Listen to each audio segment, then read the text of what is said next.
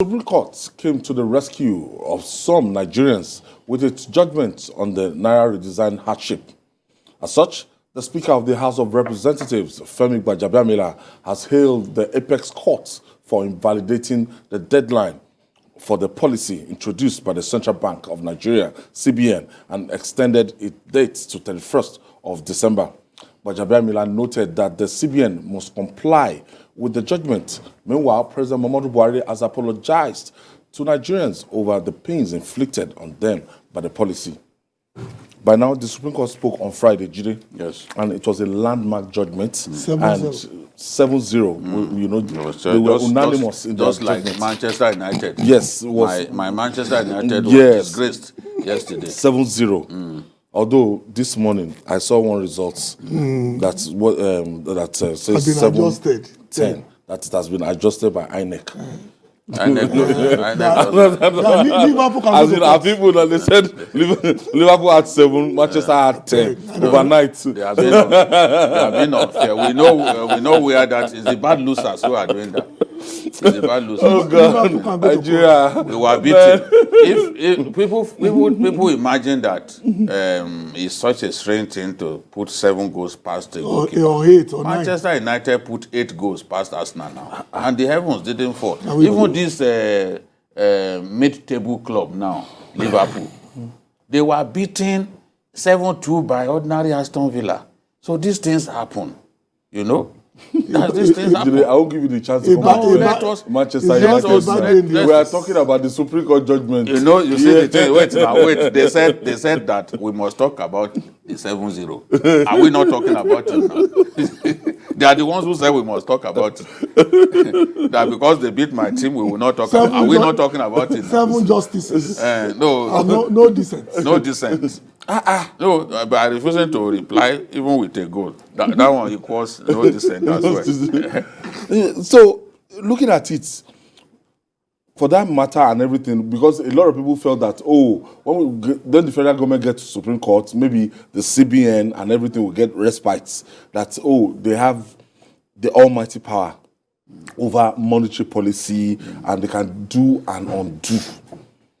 But the Supreme Court made it so clear. And you know, one thing that gladdens my mind in that judgment is that aspect that I can never have access to my money, direct access.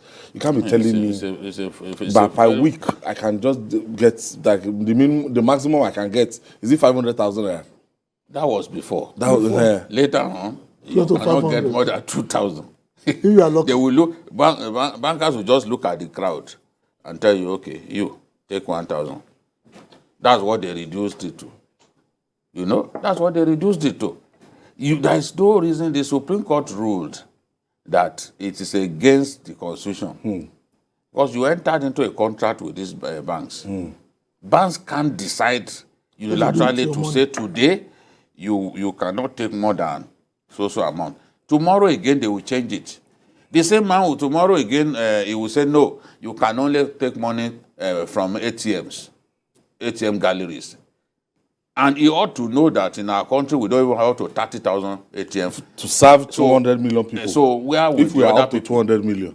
Yes, that's another argument for another day. Yes. With this election now, that's another argument for another. All right, joining us for more discussion on this is a senior lecturer at the Faculty of Management Sciences, Usman Danfodio University, Sokoto, Dr. Muhammadu Kabir Kamba.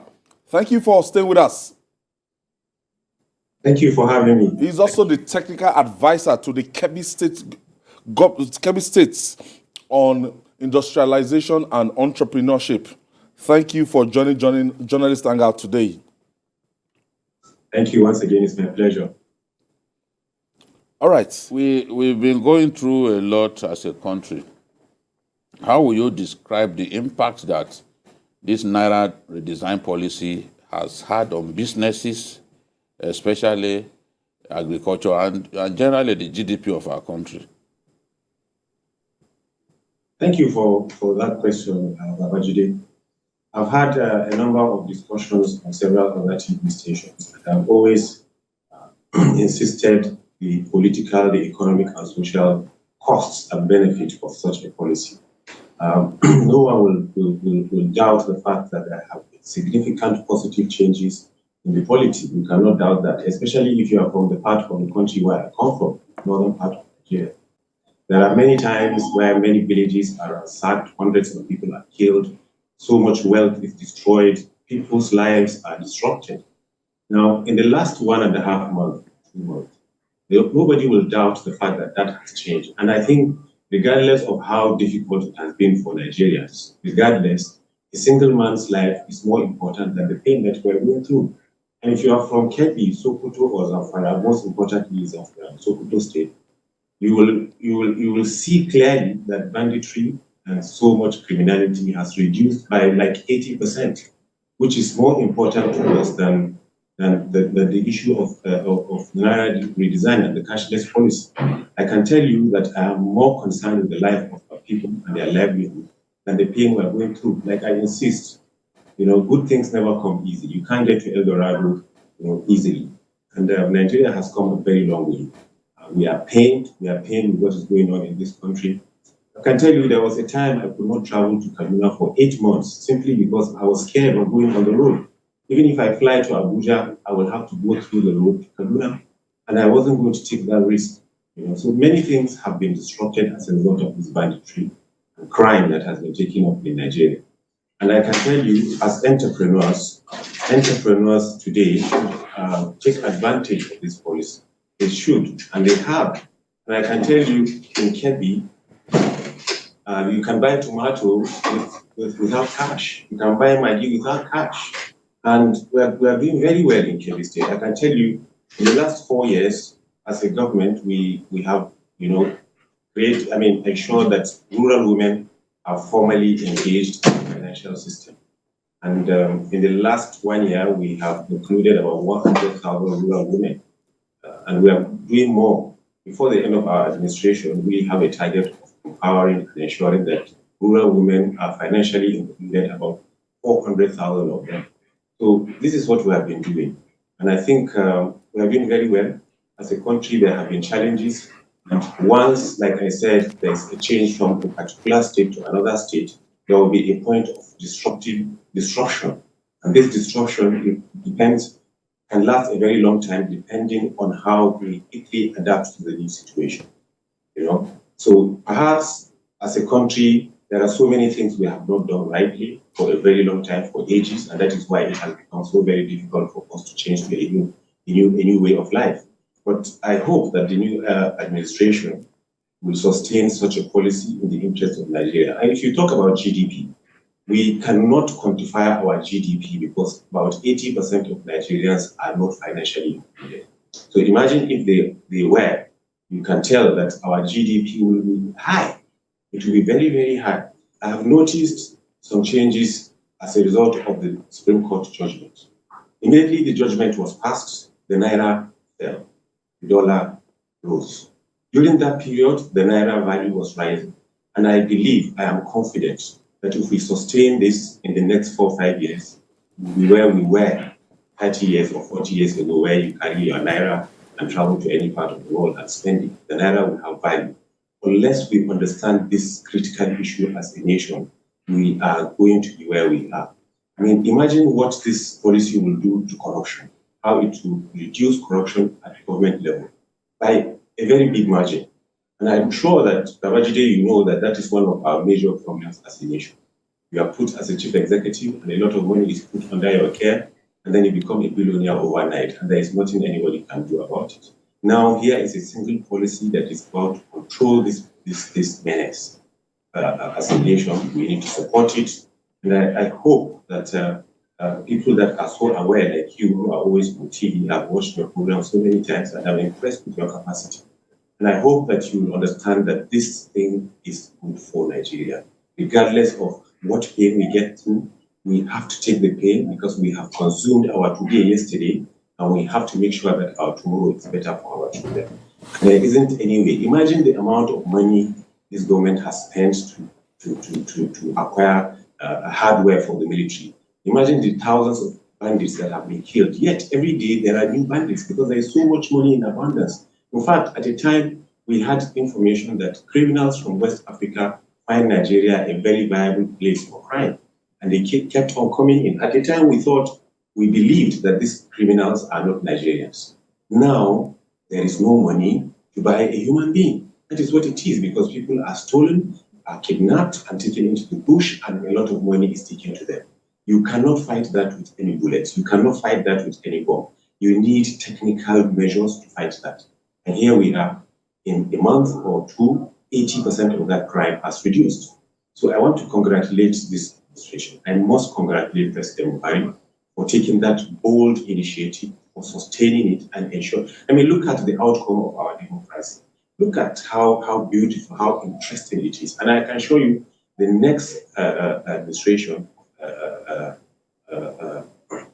of the president-elect will be very, very interesting for Nigeria.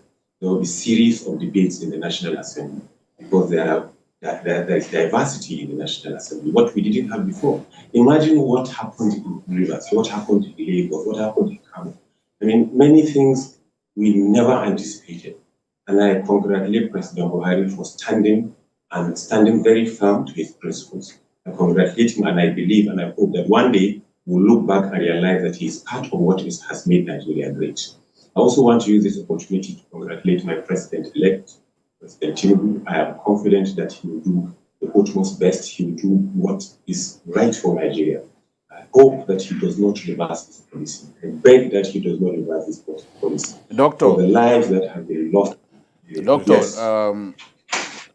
I don't think Nigerians, the generality of Nigerians was against the policy. It's the implementation that was terrible. Many Nigerians will be happy with this policy, but the implementation was just not good enough, and it made our people to suffer. Deadline. You know that in other countries of the world, a greater time will be provided, not simply to say from between October and January, ending that people must have exchanged all these currencies, knowing that, especially in northern Nigeria, we do not have enough banks. So, yes, I agree with you. It's a good program. We never said it was a bad program. The whole issue was the implementation. It made our people to suffer, and even the president admitted it, that he could feel the pain that our people are feeling. Couldn't the CBN have done better in terms of implementing the program? The CBN would have done, I mean, there was room for improvement. But like you said, we have very few banks. We have less than 30,000 POS, ATMs around the country. That is not the fault of the government. It is the fault of the private sector that should have invested widely in a way that everybody will have access to an ATM. But we now blame government for this. Now, this is the kind of question that will arise and that we'll be talking about at the moment. You are now raising a very important, you are giving us a very important number, 30,000. I didn't know that. No, a lot of people wouldn't know that. Now we'll have to put pressure on these banks to at least give us 3 million ATMs, for example, or give us this, ensure that there is network by the telcos, ensure that there is network reach as far as possible. We will not be talking about the real issues. We will not be talking about asking the right questions. So I guess, like I tell you need to get this thing right. Regardless of how this policy would have been implemented, there would still be pain. There would still have been pain, because this is a country that has existed for over 60 years and has established and solidified a pattern of behavior that you don't expect to change even within a year, especially because of the kind of people that we are. We are so rigid and would not want to change. Okay? Now, Thank you. Okay, in 3 months. Dr. Mohammed Kamba, a senior lecturer from the Usman Danfodio University. I want to thank you for your intervention.